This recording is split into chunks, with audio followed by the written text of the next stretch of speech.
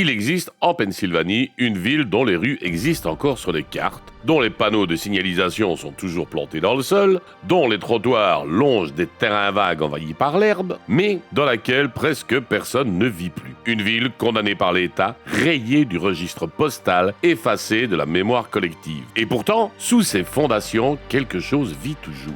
Quelque chose qui brûle, qui rampe, qui dévore. Depuis 64 ans, un incendie souterrain ronge les entrailles de Centralia, Pennsylvanie. Et les experts estiment qu'il pourrait continuer à brûler encore 250 ans. Alors restez jusqu'à la fin de cette vidéo parce que l'histoire de Centralia n'est pas seulement celle d'un incendie. C'est l'histoire d'une ville entière dévorée par ses propres fondations, d'une erreur monumentale que personne n'a eu le courage ni les moyens de corriger, et d'une poignée d'hommes et de femmes qui ont choisi de rester, même quand la terre elle-même leur demandait de partir. Pour comprendre ce qui s'est passé à Centralia, il faut d'abord comprendre ce qu'était cette ville avant de devenir un fantôme. Il y a un siècle, Centralia était une petite bourgade animée, remplie de commerces, de résidents et d'une activité minière intense. Le charbon était l'âme de cette communauté. Selon les recensements fédéraux, la ville de Centralia atteignit sa population maximale de 2761 habitants en 1890. À son apogée, elle comptait 7 églises, 5 hôtels, 27 saloons, 2 théâtres, une banque, un bureau de poste et 14 épiceries et commerces généraux. C'était une ville vivante, bruyante, fière. Une de ces communautés ouvrières dont le destin était tracé dans la sueur des galeries souterraines et la fumée des locomotives à vapeur. Mais Centralia portait déjà en elle les germes de sa propre destruction. Pendant les années 1860, la ville abritait des membres des Molly Maguires, une société secrète originaire d'Irlande qui avait suivi les immigrants irlandais jusqu'aux mines de charbon américaines. Ces hommes, accusés de violence et d'assassinat, laissaient derrière eux une communauté marquée par la méfiance et la brutalité. Puis vint la Grande Dépression. Le krach boursier de 1929 contraignit la Lehigh Valley Coal Company à fermer 5 de ses mines locales. La ville s'éteignit progressivement, mais elle tint bon. Elle tint bon jusque ce matin de mai 1962 où tout bascula. L'incendie de la mine de Centralia brûle donc depuis mai 1962 dans les anciens travaux miniers abandonnés du filon de charbon Buck Mountain. Son origine semble prosaïque, presque banale dans son absurdité. En mai 1962, le conseil communal de Centralia engagea 5 membres de la compagnie de pompiers volontaires pour nettoyer la décharge municipale située dans une ancienne fosse de mine à ciel ouvert à côté du cimetière Odd Fellows à la périphérie de la commune. La méthode choisie pour ce nettoyage était simple, courante et légale à l'époque. Mettre le feu aux ordures. Le 27 mai 1962, les pompiers, comme ils l'avaient fait par le passé, mirent le feu à la décharge et la laissèrent brûler un moment. Contrairement aux années précédentes, cependant, le feu ne fut pas entièrement éteint. Une ouverture non obturée dans la fosse permit au feu de pénétrer dans le labyrinthe des mines de charbon abandonnées sous Centralia. Voilà, c'est tout. Une braise mal éteinte. Une ouverture dans le sol que personne n'avait pensé à boucher. Et en dessous, des kilomètres et des kilomètres de galeries creusées pendant un siècle d'extraction intensive, toutes remplies d'anthracite, l'un des charbons les plus énergétiques qui soit. Le réseau de filons de charbon sous Centralia permit au feu de se propager rapidement, brûlant jusqu'à 90 mètres de profondeur. L'incendie souterrain était alimenté par de vastes gisements d'anthracite et approvisionné en oxygène par les tunnels interconnectés. Il y a cependant un détail que les historiens ne s'accordent pas tous à accepter. Certains remettent en question la théorie officielle du feu de décharge. Une autre hypothèse est née d'une lettre envoyée à la Lehigh Valley Coal Company par le conseil de Centralia dans les jours qui suivirent la détection de l'incendie minier. La lettre décrit un feu d'origine inconnue ayant commencé aux alentours du 25 juin 1962 lors d'une période de chaleur exceptionnellement intense. Cette version évoque la combustion spontanée, phénomène bien documenté dans les mines d'anthracite sous forte chaleur. D'autres encore pointent vers un camionneur qui aurait déversé des cendres chaudes dans la fosse la veille de l'intervention des pompiers. La vérité exacte reste encore aujourd'hui disputée. Ce qui ne l'est pas, c'est ce qui s'ensuivit. Alors, Alors si vous trouvez cette histoire fascinante, c'est le moment d'appuyer sur le bouton d'abonnement et d'activer la cloche pour ne rater aucune de nos prochaines vidéos. Ça prend 2 secondes et ça fait vraiment la différence. Dans un premier temps, les habitants ne remarquèrent que d'occasionnels filets de fumée ou des odeurs étranges. Mais au fil des mois, la fumée commença à s'élever du sol plus fréquemment, les plantes commencèrent à mourir et l'air se chargea d'une épaisse odeur de soufre. On tentait bien de rassurer les habitants. On leur disait que la situation était maîtrisable,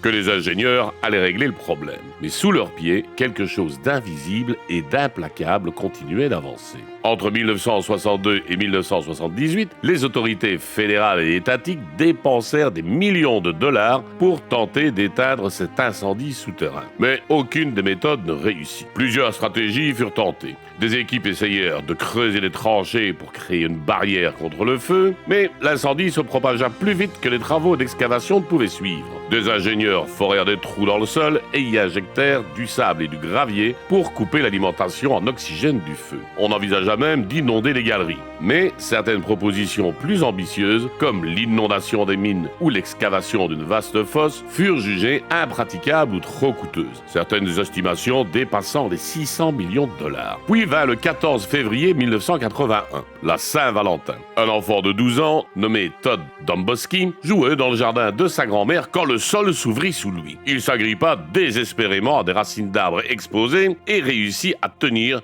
jusqu'à l'arrivée de son cousin qui le tira vers la sécurité. Le trou qui avait failli l'avaler mesurait plusieurs mètres de profondeur. Les gaz qui émanaient auraient pu le tuer en quelques secondes. Cet incident, plus que tout autre, brisa définitivement l'illusion que la vie pouvait continuer normalement à Centralia. Le sol lui-même était devenu l'ennemi. Au début des années 1980, il était clair que l'incendie de charbon posait une menace sérieuse. Des gaz dangereux, comme le monoxyde de carbone, s'infiltraient dans les maisons et le sol lui-même était devenu instable. En 1984, le Congrès américain finit par voter une enveloppe de 42 millions de dollars pour financer le relogement des habitants. Presque tous les résidents acceptèrent les offres de rachat du gouvernement. Plus de 1000 personnes quittèrent la ville et 500 structures furent démolies. Mais certains refusèrent. Des familles entières dirent non. Non à l'argent, non aux injonctions, non à l'idée d'abandonner la maison dans laquelle leurs parents étaient nés, dans laquelle leurs enfants avaient grandi. En 1992, la Pennsylvanie déclara l'état d'expropriation sur toutes les propriétés de la commune, condamnant tous les bâtiments. Un recours juridique des habitants échoua. En 2002, le service postal américain supprima le code postal de Centralia,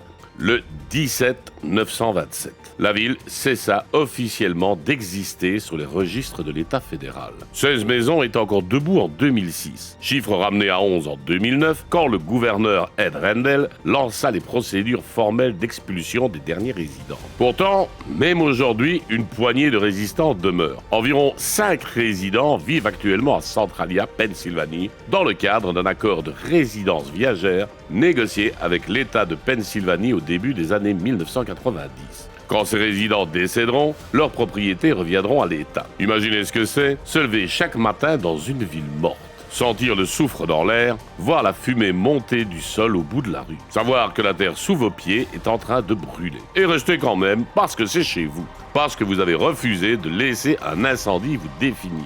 Aujourd'hui, ce qui reste de Centralia ressemble à un décor de film post-apocalyptique. La grille de rue de Borough existe toujours, trottoirs, panneaux, bouches d'incendie, mais presque chaque bâtiment a été démoli. L'herbe pousse sur les fondations, l'effet visuel est celui d'un quartier qui a été simplement effacé. L'air sent vaguement le soufre. La route, fermée à la circulation depuis des décennies, est bombée et soulevée comme si quelque chose en dessous respirait. C'est exactement ce qui se passe. L'incendie brûle à des profondeurs allant jusqu'à 90 mètres sur un tronçon de 13 km couvrant 1500 hectares. À son rythme actuel, il pourrait continuer à brûler pendant plus de 250 ans. L'empreinte culturelle de Centralia dépasse largement les frontières du comté de Columbia. La ville est largement créditée comme l'une des inspirations principales du film de 2006, Silent Hill, adapté de la franchise de jeux vidéo du même nom, et dans laquelle une ville fictive appelée Silent Hill est construite au-dessus d'une mine en feu permanente. Les parallèles, cendres flottantes, routes fissurées, gaz toxiques sont directs. Le film rapporta environ 97 millions de dollars dans le monde entier. Des milliers de personnes qui n'avaient jamais entendu parler de Centralia en découvrirent l'existence à travers un jeu vidéo et un film d'horreur. La réalité était, comme souvent, bien plus étrange que la fiction. La question qui hante cette histoire depuis le début est aussi simple qu'elle est vertigineuse. Pourquoi ne l'a-t-on pas éteint? Pourquoi, dès les premières semaines, personne n'a-t-il agi avec la détermination nécessaire? La décision d'abandonner, plutôt que de remédier, fut économique avant d'être autre chose. Les premières estimations des années 1980 chiffraient le coût de l'excavation complète et de l'élimination du charbon en combustion à plus de 660 millions de dollars, soit plus de 15 fois le coût du simple relogement des résidents de la ville. On a préféré effacer une ville plutôt que de sauver ce qui se trouvait en dessous. C'est peut-être la leçon la plus cruelle que Centralia a à offrir. Quand le calcul économique prend le dessus, ce sont toujours les plus vulnérables qui paient. Centralia n'est pas seulement une curiosité de ville fantôme. C'est une étude de cas sur les conséquences à long terme de l'industrie charbonnière américaine, une industrie qui a construit des villes comme Centralia à travers toute la Pennsylvanie appalachienne. Puis les a laissés avec des infrastructures, des responsabilités et des dangers qui ont survécu à la justification économique de leur existence. Il y a actuellement entre 38 et 45 incendies souterrains actifs dans la seule Pennsylvanie. Centralia est simplement la plus visible, la plus documentée, la plus symbolique. Les autres brûlent dans l'indifférence, sous les terres que personne n'a jugé utile de défendre. Au fond, Centralia pose une question à laquelle nos sociétés modernes répugnent à répondre honnêtement. Jusqu'où sommes-nous prêts à aller pour réparer ce que nous avons brisé? Une ville entière a été sacrifiée sur l'autel de la rentabilité. Des familles ont été arrachées à leurs racines. Et sous les herbes folles qui recouvrent les fondations rasées, le feu continue. Indifférent, souverain, patient. Il brûlait avant que vous naissiez, il brûlera après votre mort. Et dans 250 ans, si les projections s'avèrent exactes, quelqu'un d'autre regardera peut-être la fumée monter de cette colline de Pennsylvanie en se demandant comment tout cela a pu arriver. Centralia n'est pas une anomalie, c'est un avertissement. Et pour l'instant, personne n'écoute.